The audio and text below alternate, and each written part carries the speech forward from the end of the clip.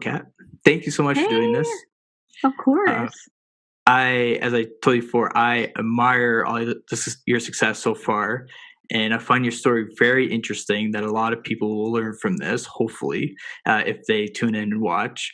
For people that don't know you, tell us a little bit about yourself. Hey guys, I'm Kat Mogus. If you haven't seen me on TikTok, I'll talk a little bit about that. I am the owner and creative director of On Flique Creative. It's a social media marketing agency that I founded in April of 2020. And I've been getting a lot of success from that since then. I graduated from Brock in 2019. I did sport management. In my third year of Brock, I studied abroad in Australia. Best experience ever. I learned so much about sport globally, and it was such an amazing experience. I absolutely loved my time at Brock. In fourth year, I did an internship at MLSE in their VIP and events department. So I have also been working at MLSE for the past 2 years. That's a little quick snippet of who I am, and yeah, I'd love to chat more. So, Kat, tell us a little bit about your roles in the sport industry. What did you do? How was the experience like? So in my fourth year, as I said, I worked in the VIP department at MLSE. It was an amazing experience. We basically organized all the events for the celebrities in attendance of Raptors and Leafs game and concerts. We managed all of the premium spaces within Scotiabank Arena, BMO Field, Bud Stage. So it was go, go, go. It was such an amazing experience, and super busy, very long hours, but totally worth it. And I feel like I've learned so much from that experience. I've been working there since January of 2019. This past summer, actually, I worked in the NHL bubble at the Fairmont Royal York. So I was living inside of the bubble, which was an amazing experience as well. Um, yeah, I loved everything about working at MLSE. It has slowed down now because of COVID, of course, but I'm excited for things to open up in the future so I can get back there. Before I move on to the next question, I have to ask you, how was the experience like in the bubble? It was amazing. We worked on the premium team there. So there was about four of us working in the Fairmont, and then another three of us working inside Hotel X. And we were the that the players would go to. They needed anything from outside the bubble. We would help facilitate that. And yeah, it was extremely busy, um, but amazing experience living there and being able to connect with all of the different teams and owners and players. So it was great. We got COVID tested every single day. So I'm a pro at getting COVID tests done. I really enjoyed my experience there, and it's once in a lifetime. Never thought that when I was in Brock, if I could imagine myself graduating and then living inside of an NHL bubble, I never thought that would happen, but it did, and it was a great experience. Okay, with your roles in the sport industry, I find this really interesting. Do you learn any skills or foundations of your craft that kind of translate in the process of building your company? I've definitely learned how to time manage and having to be on all of the time. Working at MLSC was long hours in the office, and then we'd be there at the games and working with the celebrities and VIPs. It taught me a lot about professionalism and um, having like creating these major events. So I learned a lot within that, and a lot of negotiation skills as well that helped me on my day to day with my company on Fleek. On Fleek Creative helps brands Yeah. and influencers elevate their social presence using Instagram. This is a very successful brand. If you don't know, how was InFleek created? So at the beginning, start of COVID, I was thinking to myself, there's so many companies out there who could use this time to really elevate their social media presence. And I love everything about social media, and I know so many tips and tricks to Instagram stories and iPhones, and just taking content at home. Um, I decided to start posting TikToks and showcasing, like, hey, this is what you can do at home with your iPhone, and you can create stunning content that will really elevate your brand and your social media presence during this time. So I started posting these videos for fun, but with the goal to help others. It started getting a lot of attraction worldwide. I was getting reposted on blogs, in newspaper articles, and um, I would see myself on so many other pages as well. Meme pages started reposting me, and I was like, wow, I'm really getting onto something. I posted one video that went very viral. It has about 35 million views. It was teaching people how they can take a really dope photo at home for their products, like low budget. All you need is your iPhone, a few other props, and it turned out really great. So I had companies and influencers who are pretty huge reaching out to me saying, "Hey, Kat, like we'd love for you to run our social media and help us out." So I was at dinner with my family thinking, guys, like I got to start a company. We got to do it. It's happening. So I might as well. So within a week, I obtained a business license, made a website, which I've never done before, created a logo, branding, everything. And within a week, I had a company. I had my first client before I even had my company. So it was a really, really exciting time. And that's basically how it started. Since then, it's just been snowballing larger and larger and working with that right now. What type of programs that you run with your organization to help potential influencers or Instagrammers or whatnot? Yeah, so I manage people's accounts. So I have small businesses, influencers, and corporations that I help manage their accounts. I have coaching calls, so we do coaching sessions. I also came up with an ebook this past summer. Is with my photographer, Cassandra Goltzis. We wrote this together. Um, so I can do coaching calls with people and manage accounts. However, I really want to be able to reach as many people as I could. But now it's COVID, I wasn't able to like fly to Australia and help people shoot content or go where people needed me to go. And there's only so many hours in the day that I can do coaching calls. So we wrote this ebook that helps people elevate their social media presence and gives them all of our tips and tricks to create a standout brand and a really powerful presence. Um, so yeah, I also have an ebook and I do some branding and create logos for companies as well, help elevate their existing branding. They say, Kat, when you write a book, like it's very therapeutic. You learn a lot about yourself throughout the process. Did that kind of happen for you at all? I think it was a really great time because, you know, everything was very uncertain with my job at MLSE and within the world. And I would just sit down for hours with my um, partner of the ebook, and we would just sit there and write. And I was able to be very creative because that was the only thing I was thinking of, and it was a great way to distract myself from the crazy things that were happening and not being able to leave my house. So it really gave me something to focus on and like a purpose. So I really put a lot of effort and gave a lot of great tips and advice in that ebook. Nice. Can you, Yeah. I don't want to put you on the spot, but can you share a little bit of advice from the ebook?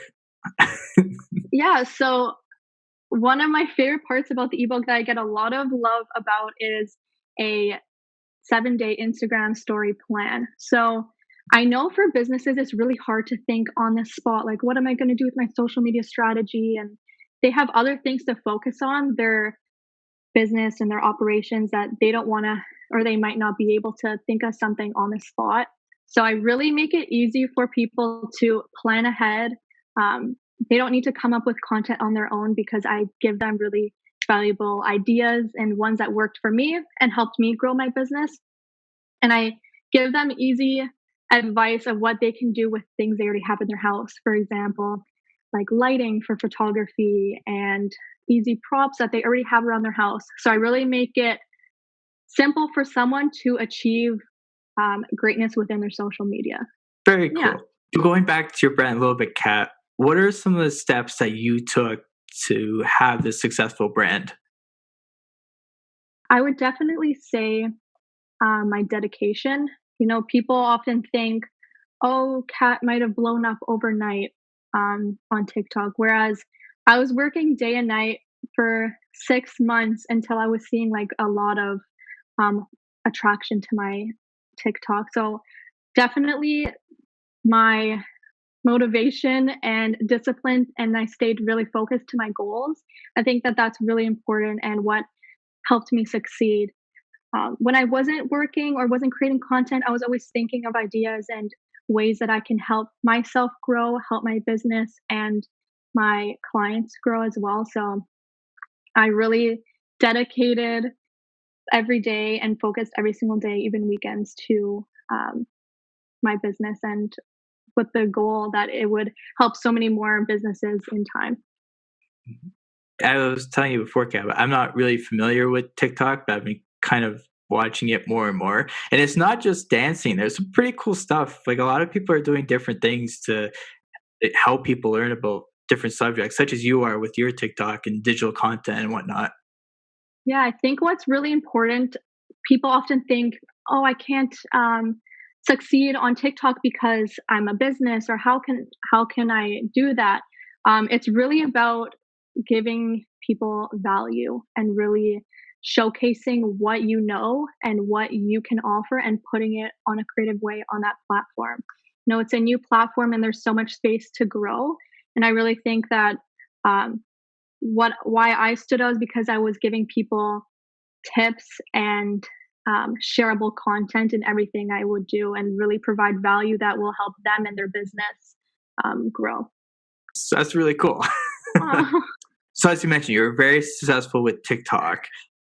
What is your philosophy in terms of, I guess you touched upon it a little bit before, but what's kind of your philosophy of creating content on TikTok? yeah, I have a few points. Being organized and planning ahead. So you have to be consistent and consistently post about 2 times a day on TikTok so that you get as much people viewing your site as possible.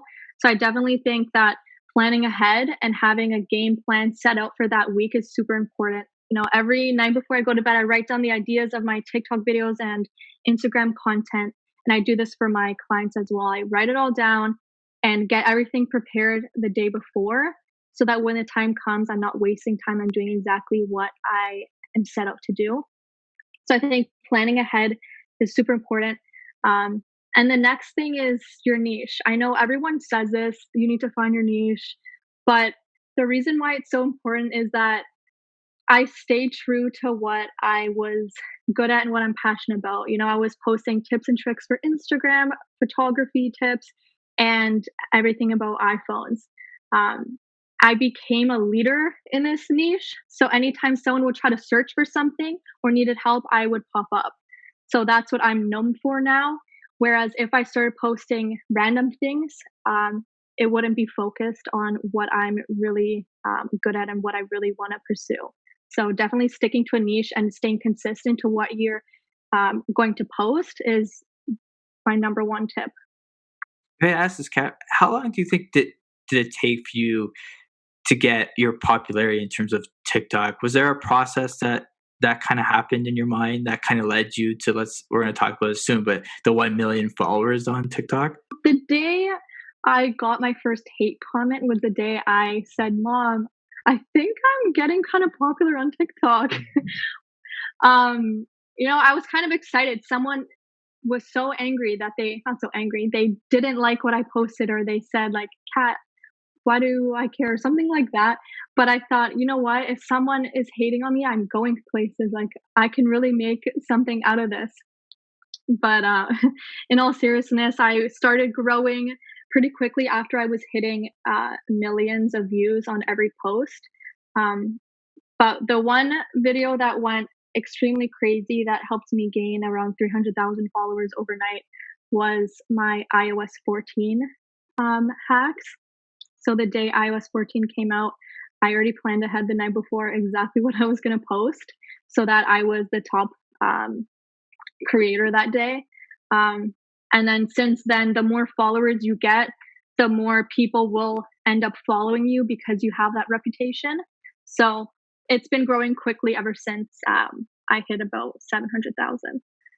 Whoa, the hate comment. I read this quote, I forget where, and I forget who said it.